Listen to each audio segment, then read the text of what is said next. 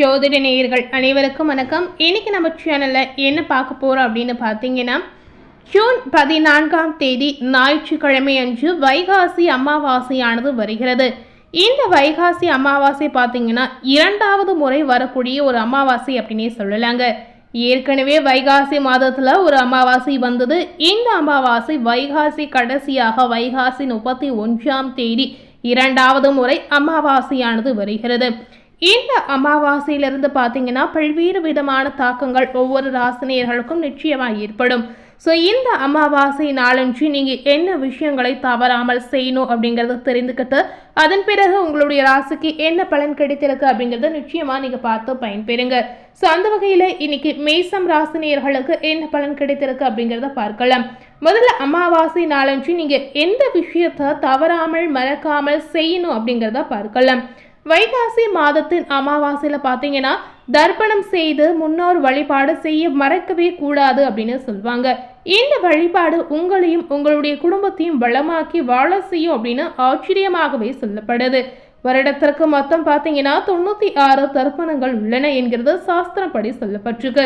மாதந்தோறும் வருகிற அமாவாசை, ஒவ்வொரு மாதமும் பிறக்கிற தமிழ் மாதம், கிரகணங்கள், புரட்டாசி மகாலய பட்சத்தின் காலங்கள் என முன்னோரை வழிபடுவதற்கு உரிய நாட்களாக, முக்கிய நாட்களாக, முன்னோர்களுக்கான நாட்களாக 96 நாட்கள் இருப்பதாகவே சொல்லி இருக்கின்றன. இந்த அமாவாசை என்பது முன்னோருக்கான ஒரு நாளாகவே பார்க்கப்படுகிறது. இந்த நாளில் முன்னோரை நினைத்து அவர்களுடைய படங்களுக்கு பூக்களால் அலங்கரித்து தூப தீபங்கள் காட்டி ஆராதனை செய்வதும் மிகவும் உங்களுக்கு பலனை தரும் அப்படின்னு ஐதீக ரீதியாகவே சொல்லப்படுது. ஸோ நாளை நாள் வரக்கூடிய இந்த அமாவாசை பார்த்தீங்கன்னா ஞாயிற்றுக்கிழமை அன்று வருகிறது. இந்த நாளில் மறக்காமல் முன்னோர்களுடைய ஆராதனையை நீங்கள் செய்யணுங்க. அவர்களுடைய படங்களுக்கு மாலையை சாற்றணும். அவர்களுக்கு பிடித்த உணவை நெய்வேத்தியமாக படைத்து காகத்திற்கு கொடுக்கணும் அப்படின்னு சொல்லப்படுது. மேலும் முன்னோரை நினைத்து உங்களால் முடிந்த அளவிற்கு ஒரு 4 பேருக்காவணும் தயிர் சாதம் அல்லது எலுமிச்சை சாதம், சாம்பார் சாதம் என உணவு பொட்டலங்களை நீங்க கொடுக்கலாம். வீட்டில் இதுவரை இல்லாத நிம்மதியும் சந்தோஷமும் இனிதாக உங்களுக்கு நடக்குங்க. இது மட்டும் இல்லாமல் தம்பதி ஒற்றுமை அதிகரிக்கும். இந்த முன்னோர் வழிபாடு நீங்க செய்து வரும் பொழுது தரித்திரம் அனைத்துமே விலகிடும் அப்படின்னு சொல்லப்படுது. உங்களுடைய வாழ்க்கையை வளமாக்கணும் அப்படின்னு நினைத்தீங்கன்னா முன்னோர்களுக்கு இந்த மாதிரி விஷயங்களை நீங்க தவறாமல் செய்து வாருங்க. ஸோ இந்த மாதிரி விஷயங்களை நீங்கள் செய்து வந்தீங்கன்னா கண்டிப்பாக உங்களுடைய வாழ்வை வளமாக்கக்கூடிய ஒரு அற்புதங்கள் உங்களுக்கு கிடைக்குங்க. ஸோ அதனால் இந்த வைகாசி அமாவாசையில் முன்னோர்களுக்கு மறக்காமல் தர்ப்பணம் செய்திருங்க.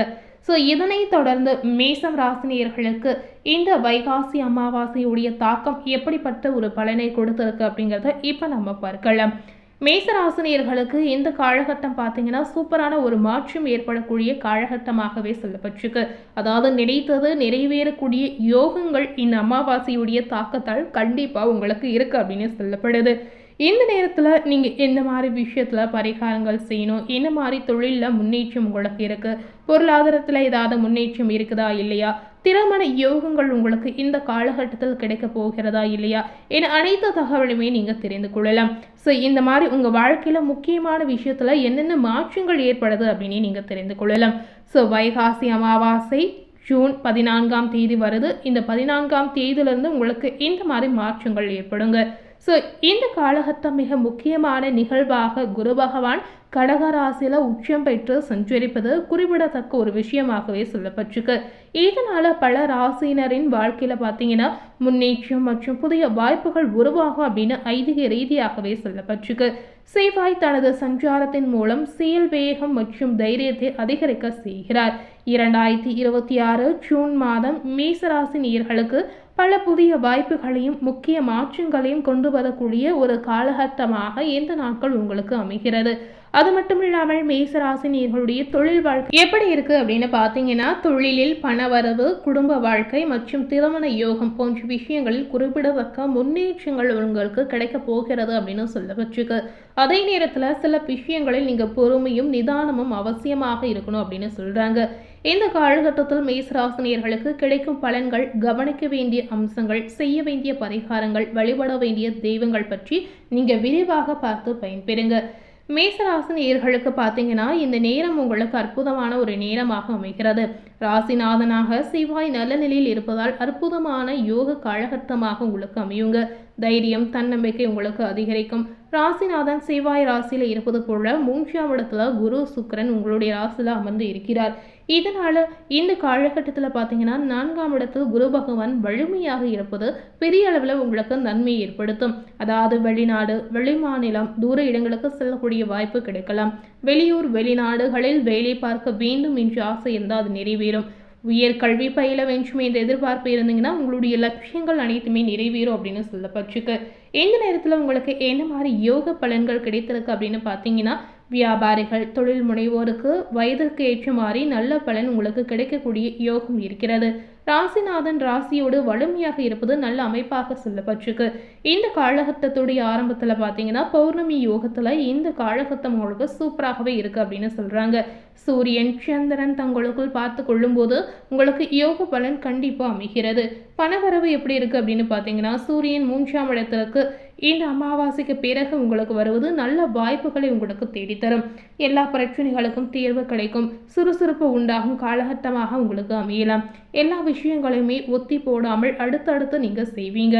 இந்த அமாவாசைக்கு பிறகு சுக்கிரனுடைய வீடான 2ஆம் வீட்டில் ராசிநாதன் வலிமையாக வருவதால் பணவரவு உங்களுக்கு மிகுந்த அற்புதமாகவே இருக்கிறது. குரு பார்வை உங்களுக்கு என்ன மாற்றத்தை ஏற்படுத்தி கொடுத்திருக்கு அப்படின்னு பார்த்தீங்கன்னா, குரு பார்வை மட்டும் இல்லாமல் இந்த அமாவாசையுடைய தாக்கமும் சேர்ந்து பல்வேறு மாற்றங்கள் உங்க வாழ்க்கையில நிச்சயமாக ஏற்பட போகிறது. இந்த அமாவாசையுடைய தாக்கத்தால் மேசராசினியர்களுக்கு பார்த்தீங்கன்னா மாமன் வழி உறவுகள் நன்றாக இருக்கிறது அப்படின்னு சொல்லப்படுது. மாமன் வகையில பார்த்தீங்கன்னா திருமணம் செய்ய வேண்டும் என்று நினைப்பவர்களுக்கு அதற்கான உதவிகள், உறவுகள் கை கொடுக்கக்கூடிய அமைப்பு நிச்சயமா இருக்கிறது.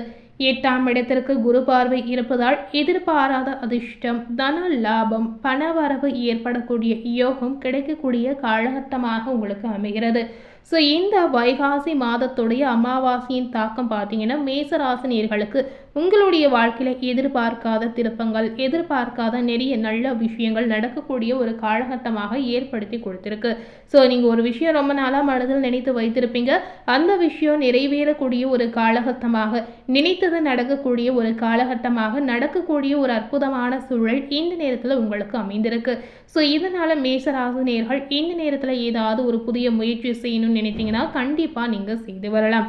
உங்களுடைய எண்ணங்கள், ஆசைகள், கனவுகள் என எதுவாக இருந்தாலும் அனைத்துமே நிறைவேறக்கூடிய ஒரு வாய்ப்பு இந்த காலகட்டத்தில் நிச்சயமா உங்களுக்கு இருக்கிறது. இந்த நேரம் நீங்க பயப்பட வேண்டிய ஒரு அவசியமே கிடையாது. பாசிட்டிவான நற்பலன் கிடைத்திருக்கக்கூடிய யோகங்கள் உங்களுக்கு காத்திருக்கு. இன்னைக்கு நம்ம சேனல்ல மேசராசினியர்களுக்கு இந்த அமாவாசையின் தாக்கம் எப்படிப்பட்ட ஒரு அமைப்பை ஏற்படுத்தியிருக்கு அப்படின்னு பார்த்துருப்பீங்க.